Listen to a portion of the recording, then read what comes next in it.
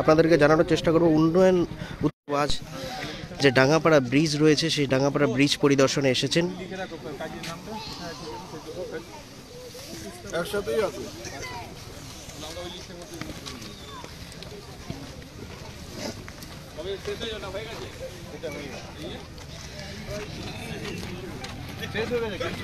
যারা নতুন করে যুক্ত হয়েছে তাদেরকে জানানোর চেষ্টা করব উত্তরবঙ্গ উন্নয়ন দপ্তরের মন্ত্রী উদয়ন গুহ মহাশয় যিনি রয়েছেন ইসলামপুর ব্লকের দীর্ঘদিনের সমস্যা যে ডাঙ্গাপাড়া ব্রিজের সেই ব্রিজের জায়গা পরিদর্শনে এই মুহূর্তে এসে উপস্থিত হয়েছেন এবং তার পাশাপাশি তার সঙ্গে রয়েছেন ইসলামপুর বিধানসভার বিধায়ক পুত্র গৌরী চৌধুরী থেকে শুরু করে নিয়ে ইসলামপুর ব্লক প্রেসিডেন্ট যিনি রয়েছেন জাকির হোসেন মহাশয় এবং অন্যান্য স্থানীয় যে সকল নেতৃত্ব রয়েছে সকলেই উপস্থিত রয়েছেন এবং স্থানীয় বাসিন্দাদের সঙ্গে কিন্তু উত্তরবঙ্গ উন্নয়ন দপ্তরের মন্ত্রী তিনি কিন্তু কথা বললেন এবং তাদেরকে কিন্তু আশ্বাসও দিয়েছেন। এরকম কিন্তু চিত্র উঠে আসছে এই ডাঙ্গাপাড়া ব্রিজ এলাকা থেকে। সরাসরি চিত্র নিউজ টুডে ইন্ডিয়া পর্দায় আমরা তুলে ধরার চেষ্টা করছি, জুড়ে থাকুন।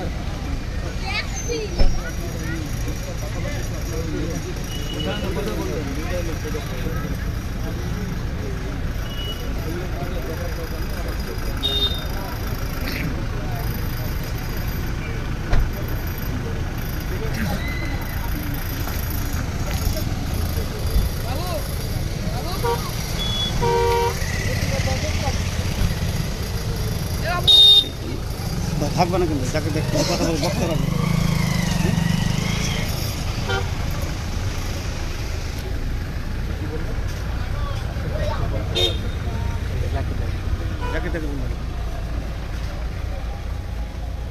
ঠিক আছে, তাহলে খুশি হলেন তো? আজ হলে হবে 4 মাসে বললো 4 মাসে নিশ্চয়ই এটা যতক্ষণ কাজ না হলে আমরা ধরে নে না ভাই, দেরি কেন কথা নাহলে সামনে আচ্ছা দাঁড়াও সবাই দুজনে দাঁড়াও। বলছিলাম দাদা, আজকে উত্তরবঙ্গ উন্নয়ন দপ্তরের মন্ত্রী এখানে এসেছিলেন এবং আপনি বিধায়ক রিপ্রেজেন্টেটিভ হিসেবে এখানে এসেছেন, কি বলবেন? হ্যাঁ, কালকে একটা বিধায়কের সঙ্গে মন্ত্রী সাহেবের রায়গঞ্জে একটা সার্কিট হাউসে একটা মিটিং ছিল, অল এমএলএস অ্যান্ড চেয়ারম্যানকে ডাকা হয়েছিল। তো অ্যাজ এ রিপ্রেজেন্টেটিভ এমএলএ সাহেবের আমি হয়ে গিয়েছিলাম। ওনাকে বললাম কি 10 বছর 12 বছর থেকে একটা ব্রিজ, যেটা আগে তো 2টা ব্রিজ হয়েছে এখানে যোগটাগাঁওতে আর তারপরে দাঁড়িপিঠে, ওটা আগের মিনিস্টারগুলো করেছেন, কিন্তু আপনাকেও এটা 2-3 বার রিপিটেডলি দেওয়া হয়েছে, কিন্তু যে কি কস্ট না কি জানি না, যেটা কি বারবার ডিলে হয়ে যাচ্ছে আর হচ্ছে না। তো আপনি কালকে যদি ফেরার সময় একটু দেখে নিলে একটু ভালো হতো, আর আপনাকে এটা করে দিতেই হবে।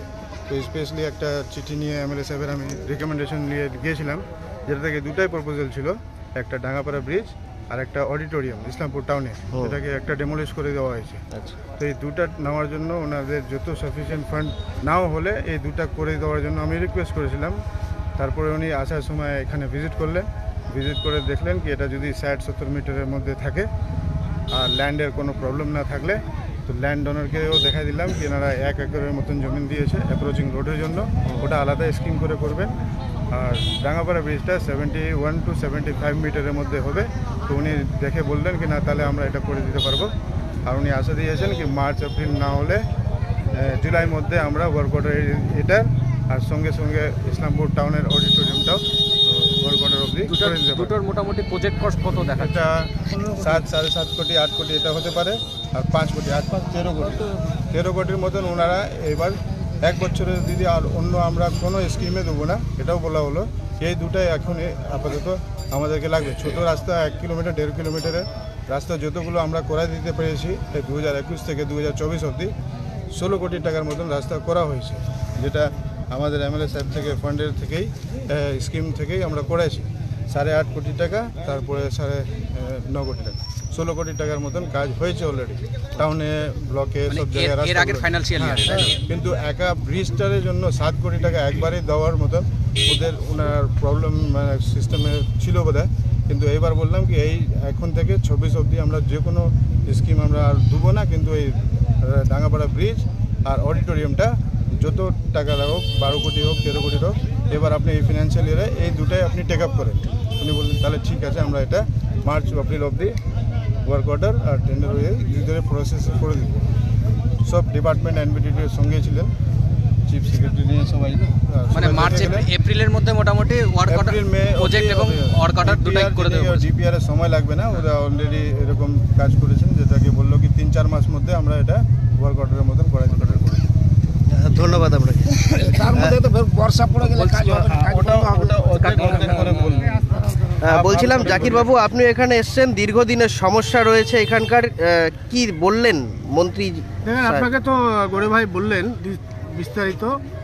আমাদের ইসলামপুর অ্যাসেম্বলিতে এই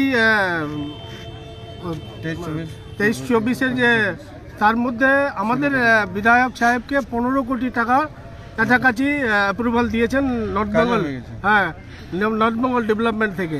তো এই ইয়ারের জন্য এমএলএ সাহেবের বাকি যা স্কিম ছিল সেই স্কিমগুলোকে বাদ দিয়ে আমাদের এমএলএর ফান্ড থেকে 15 কোটি টাকার মধ্যে এই ব্রিজটা আর অডিটোরিয়ামটা, এই দুটা কাজ যাতে দ্রুত হয়, মানুষের দীর্ঘদিনের চাহিদা, এই এলাকার মানুষের সেই চাহিদা মতো।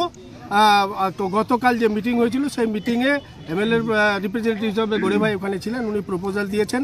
আমরা বিভিন্ন মাধ্যম থেকে এর আগে বারে বারে বলেছি এখানকার মানুষের এই চাহিদা যাতে দ্রুত আমরা সম্পূর্ণ করতে পারি, সেই জন্য আমার ডিএমও ভিজিট করে গেছিলেন। সবাই বদ্ধপরিকর আছে, আশা করি যে এপ্রিল মাসের মধ্যে এখানকার মানুষ সুফল তার পাবে।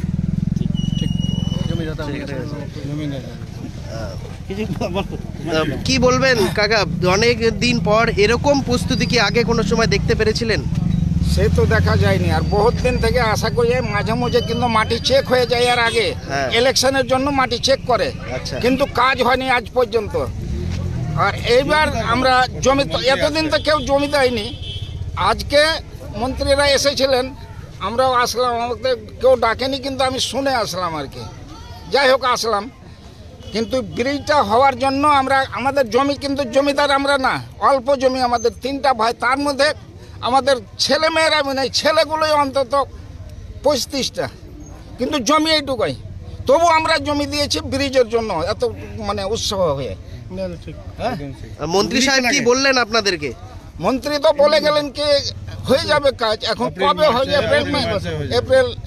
এপ্রিল মেতে হয়ে যাবে, মেতে হয়ে যাবে বলে গেল, এখন এপ্রিলে হবে না ডাবল এপ্রিলে হবে সেটা জানি না। নিশ্চিন্ত থাকেন হবে।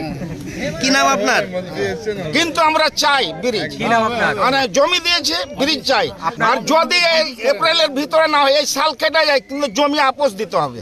কি নাম আপনার? আমার নাম হাজি সাইফুদ্দিন। হাজি সাইফুদ্দিন, জি। আপনি আপনার জমি দিয়েছেন? আমি জমি দিয়েছি, আমার দাদাও দিয়েছে।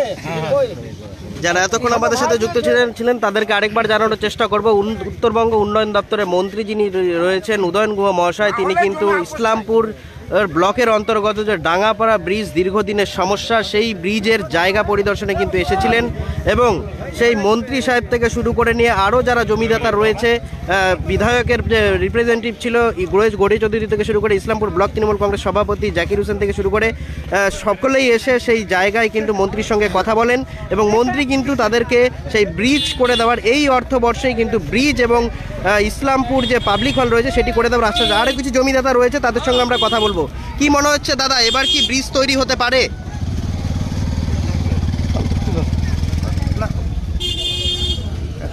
ব্রিজ তৈরি হতে পারে কি এবার? আপনি তো জমিদাতা। হ্যাঁ জমিদাতা, জমি দিয়েছেন? জমি তো দিয়েছি। কি মনে হচ্ছে এবার?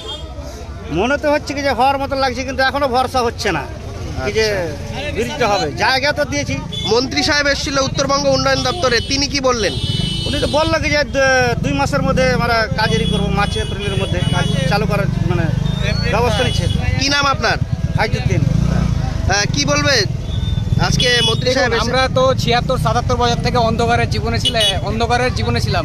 সেই অন্ধকারের জীবনে আমরা আজকে মন্ত্রী সাহেবকে দেখে মনে হচ্ছে যে অন্ধকারের জীবন থেকে কিছু মানে সূর্য আমরা দেখতে পেয়েছি।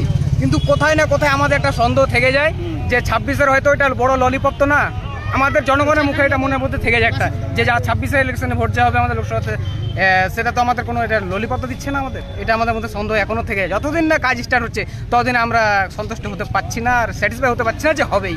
আচ্ছা, ধন্যবাদ। কি বলবেন নুরুদ্দিন বাবু, আজকে এখানে এসেছিলেন? আমাদের এই এলাকার বহুদিনের একটা চাহিদা, ছোটোবেলার থেকে আমরা দেখতে পেরেছি এরকম রয়েছে, স্কুল কলেজ বিভিন্ন ধরনের রয়েছে, বহুবার আমরা আন্দোলনও করেছি এবং 2013-14-তে একবার এখানে সয়েল টেস্টিংও হয়েছিল। তারপরে কোনো কারণবশত 2016 সালে ওটাকে কাজটা থেমে যায়। পরবর্তীকালে আমরা অনেক চেষ্টা করেছি, আমাদের বিডিও সাহেব ছিলেন গত ইসের, ওনারা আসছিলেন, বিএলআরও সাহেব আসছিলেন, আমাদের এসডিও সাহেব এসে ঘুরে গেছেন, ডিএম সাহেবের মাঝখানে এসেছিলেন, তারপরে আমাদের এনবিডিডি যারা ইঞ্জিনিয়াররা ছিল তারা এসেছিলেন, মেপে টেপে এরা একটা পরিকল্পনা করে নিয়ে গেছিলেন কত টাকা অবধি খরচ হতে পারে। সেই হিসাবে এখানে বহুবারই কাজ হয়েছিল। আমরা যখন পঞ্চায়েতের দায়িত্ব ছিলাম তখন আমরা এটাকে আমরা ওইভাবে সহযোগিতা করেছিলাম এবং এখানকার যাদের জমিদাতা তাদের সঙ্গে যোগাযোগ করে তাদেরকে নিয়ে বিডিও অফিসে বিডিও সাহেবের সঙ্গে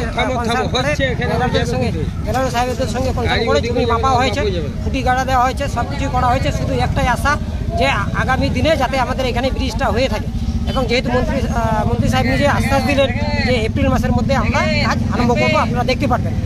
ঠিক আছে, ধন্যবাদ আপনাকে। এমএলএ সাহেব বহুবার চেষ্টা করেছিলেন, বহুবারই এমএলএ সাহেব আমাদের বলেছিলেন যে আমরা ওটা দিয়েছি, কোন কারণে হচ্ছে না সেটা হচ্ছে কোনো জমি জটিলতার কারণে হয়নি, কিন্তু এইবার হবে যেহেতু জমি দেওয়া হয়েছে, এটা আমরা সবাই আশা রাখছি এবং মানুষ এখানকার এলাকার খুব খুশি রয়েছে, এটা হবে।